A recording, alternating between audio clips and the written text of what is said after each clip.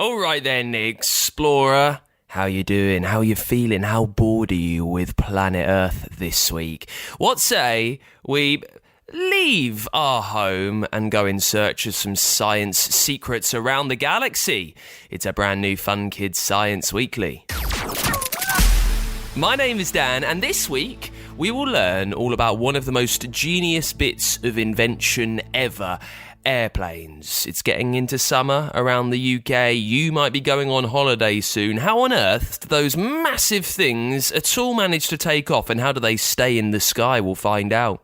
It's like a Batman-Robin double act going on between the engines and the wings. The engines move a plane forward by pushing air backwards, and then the wings move a plane upward as the air flows downward past them. Also, in our quest to find the best science ever, you can hear all about mechanobiology. We study how the cells in our bodies sense and respond to mechanical forces. What's interesting is that our cells contain tiny little motor proteins, and as mechanobiologists, we want to work out how these motors and mechanical forces control the cells.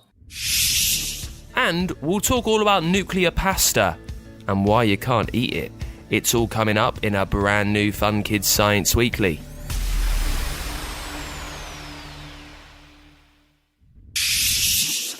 Let's start with your science in the news. Elon Musk's mammoth new rocket system has returned to Earth in a groundbreaking fourth test flight. It finished in a soft ocean landing. It's the first one ever for the Starship vehicle. SpaceX, the company behind it, said the rocket's mission was to get the top part to head into space and to come back down plopping into the Indian Ocean. And it was successful. It's a big step forward from other test flights when the booster was destroyed in flight. That's happened a few times. And it's really amazing to see all these private space companies that aren't tied to governments like NASA or the ESA, how they are finally beginning to figure out how to make it into space, and we'll see how that changes the future of space exploration. Also, for the first time ever, a family of Bornean Clouded Leopards have been caught on camera. They're an endangered species, and some cameras set up in a forest in Indonesian Borneo, they recorded a mother and two young cubs, and this is a brilliant sign that the adults are still making babies, which means there is hope for this endangered species. And our final story this week, a new archaeology gallery at the Maidstone Museum has been opened. It's called The Lives in Our Landscape Gallery. It tells the story of how people have lived in the area over a vast span of time. Evelyn Palmer is from the Maidstone Museum and joins us. Evelyn, thank you for being there. Just to tell us, where did the first idea for this gallery come from? We knew we wanted to tell the stories of the people who've lived around Maidstone and across Kent, across the whole county. And our old archaeology gallery was a little bit tired, and we thought we wanted to bring together all of the beautiful objects from around the county that we had in our stores and put them out on display for the first time. So, not so much the history of what we're talking about, but for how long have people in Kent in the UK been figuring out how long people have been there, if that makes sense? Like, what's the oldest record you have of someone digging and finding something? We have what they call antiquarians. So they were sort of starting to look at excavating sites probably in the late 18th century, in the late 1700s. Their methods were probably not what we would describe as very scientific today. They had a tendency to pick up a spade, stick it in the ground and see what they could find, and didn't record it as well. And of course, scientific techniques for the things that we find today have moved on so much, particularly in the last 20 years, that they can tell us so much more than just, oh, look, we found a pot, or, oh, look, we found a skeleton. Now we can analyse those things and get so much more information from them. So we've got pots, maybe we've got skeletons. What will we find at the Lives in Our Landscape Gallery? 600,000 years worth of human history. So everything from the stone tools made by the very earliest type of human beings, and they weren't like us, they weren't Homo sapiens, they were Neanderthal or Heidelbergensis. And did you know we have some Neanderthal in our blood still, about 2% in our genetic makeup? Some people, that is. And we go right in the gallery right up until the medieval period, so around about 500 years ago. So it's a vast span of time, and you'll see everything from sharp flint tools made into arrowheads to beautiful gold torques that people would have worn as neck rings or bracelets, to some iron slave chains from the Iron Age, to Roman statuettes that were used as personal shrines in people's villas, to Saxon swords that were used to fight battles from horseback, to Henry VIII's chair that he had at Allington Castle, the local castle nearby. If you're listening and you're not too sure about Kent and its place in the UK, it's in the very bottom right-hand corner. And because of where it is, because it's right on the coast, and it's really near the continent of Europe, over the last 1,000 years or so, it has been like a place where there's been a lot of different people there. A lot of people have tried to invade, so there must be so much history from kind of the Norman conquest and from different people from all around Europe trying to make their way into Britain through Kent. How have you tried to bring all of that history to life? Well, we start off by talking about the fact that we weren't separated from the continent until about 9,000 years ago. Until the waters rose and the ice melted from the ice ages, we were just the northwestern tip of Europe, and people just walked to us. But of course, 9,000 years ago, when the waters rose and we became an island, we were still the closest place in Kent to that continent. So our influences, the way that people lived their lives, the way that farming was introduced, was very much, it all came from the continent, and it still does today. Wow. So there's so much going on. It's called the Lives in Our Landscape Gallery. It's at the Maidstone Museum. Evelyn Palmer, thank you so much for joining us. You're very welcome. Thank you very much to Evelyn Palmer from Maidstone Museum. All about a brand new archaeology gallery which is opening there. If you are in the area, if you want something to do through summer, why don't you check that out, all right? Let's get to your questions, shall we? If you ever have any question that you want sorted out on the show, anything that you've heard recently and you're wondering, there's no way that can be true. How on earth is that the case? Well, let me do the digging for you. And I tell you what, I have so many brilliant mates across the science world who are so excited to get to explain the science they love. So I'll just give one of them a call, all right? First question is actually from someone anonymous. I really love it when you send it as a voice note for me on the free Fun Kids app or at funkidslive.com. This one is an anonymous message. They say that they love the show and they want to know, what is the strongest material in the universe? Well, experts have an idea. It might be something called nuclear pasta, which is a material thought to exist in the crusts of neutron stars. So, when a star dies, when this huge star runs out of fuel and it collapses, in that process it becomes a neutron star. And scientists believe with all the pressures, all the stuff in the middle of it, the forces that squash everything together, particles move themselves into strange shapes that look a bit like pasta. And experts think that because of all that pressure, all the squeezing from those forces, the particles of nuclear pasta are packed together so tightly they can be 10 billion times stronger than steel. So, in the universe, it's really an idea, it's a theory, but experts think that something called nuclear pasta would exist. And if it does, that's how strong it would be. Here on planet Earth, the strongest is a material called graphene. It's a single layer of just carbon, one of the simplest elements around, just carbon. That's what makes diamonds as well. And the atoms are arranged. They look like a honeycomb maze. It's very strong and it's super lightweight as well. It's 100 times stronger than steel. It can be stretched up to 20% of its original length. It conducts electricity and heat. So it's really useful, not just strong, but it's really useful. They make electronics with it. It's used to make batteries and in making things for airplanes, which makes sense, doesn't it? Thank you so much for that question, Anonymous. And well, speaking of airplanes, we got another one here. This is from Bradley, who wants to know, how do airplanes work? Well, it's getting to summer in the Northern Hemisphere, right? So you might be going on a plane soon. Let's find out how they take off, how they stay in the air with science writer Chris Woodford, who joins us. So this is an amazing question, Chris, because we kind of take it for granted, the fact that it's an amazing bit of engineering, the fact that a plane, when it reaches a certain speed, can only go one way, and that's up, and it stays there. How do they manage to work like that? Well, they are indeed amazing, as you say. I mean, a plane is, well, it's a box full of weight that can lift itself up off the ground, and it's much more impressive than it sounds. Because if you think about those sorts of cranes that you see on construction sites, those tower cranes, they can probably lift about 5-10 tons, something like that. Whereas a jumbo jet can actually carry 150 tons, so that's 400 people, 500 people maybe, weight of 20 elephants. It's a really amazing thing. So the essence of how a plane works is basically it's a machine that can lift itself off the ground and fly at high speed. It's like a Batman Robin double act going on between the engines and the wings. The engines move a plane forward by pushing air backwards, and then the wings move a plane upward as the air flows downward past them.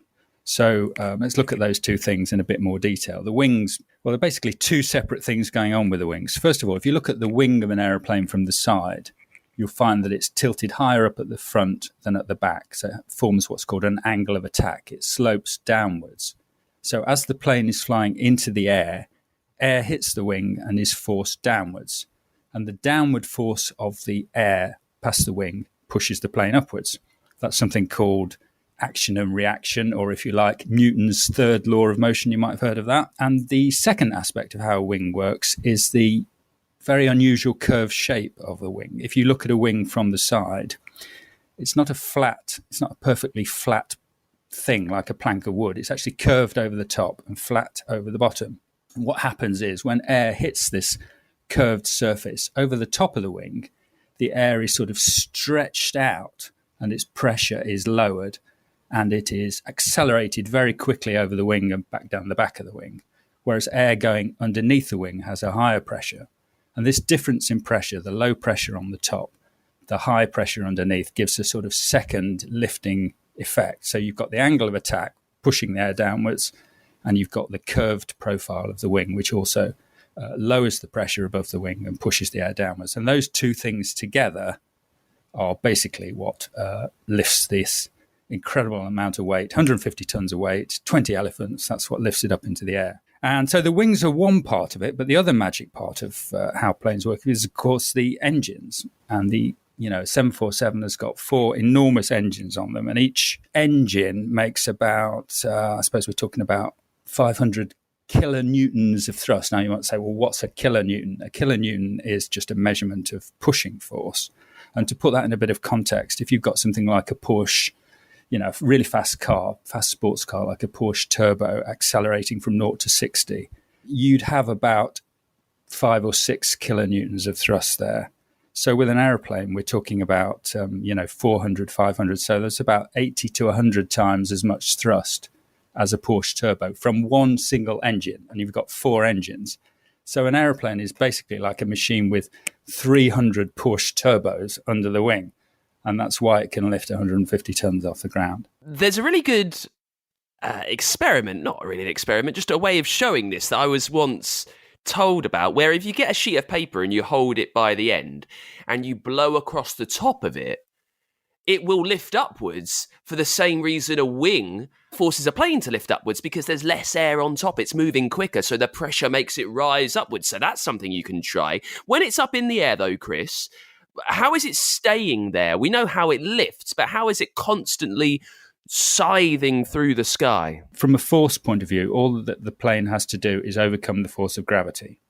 So the lifting force just has to overcome the force of gravity, and then basically a plane floats like a balloon if you can generate enough lift. And if you can generate enough forward force with the engines, it will overcome air resistance pushing backwards. So in steady flight, you've actually got 4 forces on a plane, and they're all in perfect balance. So the lift is perfectly balanced by the weight pulling downwards, and the forward thrust of the plane is perfectly balanced by the drag pulling backwards, and it flies at steady speed. But you said you were talking about experiments there, and this is actually one of the really good things that you can experiment with aeroplanes, because, of course, you can make paper aeroplanes. You can make paper aeroplanes of different sizes, different size wings, different weights. You can fiddle about tearing. I can remember doing this when I was young, tearing little flaps into the wings and seeing how you can make the plane steer. So it's a brilliant thing to experiment with. And that, Bradley, is how aeroplanes work. Chris Woodford, thank you so much for joining us. It's a pleasure. Thank you so much to Chris Woodford for answering our question. And Bradley, thank you very much for your message. Now, next time I would really love to hear your question as a voice note. That way I can play it out. You can be the star of the podcast. I get to hear how excited you are for your question to be sorted. Do that. Leave it as a voice note for me on the free Fun Kids app or at funkidslive.com. Let's get on with this week's Dangerous Dan, where we look at some of the most mean, weird, strange, unique and utterly devastating things in the universe. And we're headed to Asia, where wandering around some of the world's tallest mountains, you might find the Himalayan black bear. You'll spot this creature across parts of China, India, Nepal and Pakistan, where they roam forests, moving from high parts of the land into the lower parts through different seasons, if it's hot or cold, winter or summer. Now, they are medium-sized bears with a very particular black coat, and they've got like a V-shaped white patch of hair on their chest too. They'll eat anything, feeding on plants and smaller creatures. Normally, they're quite shy, and they like to hide away. But if there's a human nearby, if it feels threatened, then they attack. It hates being cornered or surprised, so it gets huge. That's what bears do. They grow massive. They snarl, they charge, they bite. It's a big, brutal beast. In such a harsh, devastating landscape like the Himalayas, it needs to be strong and very mean to survive, which is why the Himalayan black bear goes straight onto our Dangerous Dan list. This week on Battle of the Sciences, as we try to discover officially the best science in the world, who should come first in their field, we're looking at mechanobiology with Professor Ben Gould. Now, this is something I know very, very little about, but we're going to discover it all, as I say, with Professor Ben Gould. We start with 1 minute, Ben, which starts in 3, 2, 1, go! Hello, my field of research is mechanobiology, and this is where we study how the cells in our bodies sense and respond to mechanical forces. What's interesting is that our cells contain tiny little motor proteins, and as mechanobiologists we want to work out how these motors and mechanical forces control the cells. However, measuring these forces and their effects is tricky because they're very small. The forces the cell's motors generate are a trillionth of a Newton, and so mechanobiology combines biology, chemistry, physics, and we work with engineers and material scientists because we need to build new technologies that can measure these tiny forces and visualize how cells generate and sense them. The focus of the research in my lab is on the mechanobiology of our brains, but there are mechanobiologists working on almost every process in our bodies, and not just our bodies, but also in animals and plants. So this is a super exciting and fast-moving field, and mechanobiology is constantly making new fundamental discoveries into how our bodies function, but also how they go wrong in diseases like cancer and Alzheimer's. And that's why mechanobiology is the best field of research, because by understanding the machine-like properties of cells, we can work out how life works. Wow, there's your minute gone, Ben, and that was tight on a minute, so thank you so much. Mechanobiology. So you speak about these forces that are at play across our body. What are these forces? Yeah, so there's forces like from the muscle protein in our arms, we can bend and we can use big scale, we can pick something up or we could climb up a tree. But inside of all of our cells, there's tiny little equivalents of these called motor proteins. And these can be switched on and then they start pushing and pulling and moving things around the cell. And that's what we want to understand, how the cell can physically move and push and pull. You say that these proteins are switched on deep down in the cells. So, you know, you mentioned it in your minute. That's tiny. Like, what's telling them to do that? What do we know about what's governing the decisions that these little proteins are making? We're made of millions of cells, and they're all arranged into tissues and organs, and all of the cells are talking to each other so they can send signals between them. And some of the signals they can send are signals to switch on the cell's motors, and then the motors push and pull and move, and then they can send on signals to the other cells. So the whole thing is like a signaling machine, coordinated in part by these motor proteins. Now, Ben, this is one of the most confusing parts of science that I think I've ever done with this, and I'm loving it. It's utterly mind-bending. What are you studying every day? Like when you're at work and you're doing maybe an experiment or some analysis, what are you looking at? How are you figuring out what cells are doing in our brain and that might speak to memory? Okay, so we're looking at the individual proteins themselves and how these switches work. We're measuring how much force you need to pull to switch a switch. And then we're working out what the switch is controlling, which program or which part of the machinery. And then we're looking in diseases like Alzheimer's disease, where these switches are connected to the proteins which go wrong in the brain. So we're trying to work on the idea that Alzheimer's is caused in part because these switch patterns get corrupted and they get messed up by this disease. And then the information gets scrambled and then you forget it. So we're trying to understand how in neuronal cells, how they're talking to each other via these motors and via these switches. Now, I always finish with this question, Ben. Let me throw you forward years and years and years to like the end of your career. What's the one question that you really want to answer? What do you want to know in your science? So the big moonshot prize of what we're currently trying to work on is that there's a binary code in all animals, and we call it a mesh code theory at the minute. We've got this meshwork of switches. So we want to prove A, there's a binary code, and then B, learn how to read it and how to edit it and how to understand it. So to be able to read memories would be the moonshot of what we would try and do. And along the way, hopefully make good insight into treating a number of neurological diseases, such as Alzheimer's. Is there a worry, Ben, that if we were to be able to read memories and almost make data of it, to be able to write down what certain codes and certain switches flicked mean and be able to build a picture, that if that's all stored somewhere, that nothing is ever private again? You could write some amazing science fiction on this type of thing. And yes, in principle, if you could read the memories, but we're very far away from that. We can only just show that these switches exist and they control the processes. But cut forward 100 years, yes, very possibly. And you might be able to do things like upload your binary content onto a simulation or a computer. So yeah, there's some quite horrifying things 100 years down the track.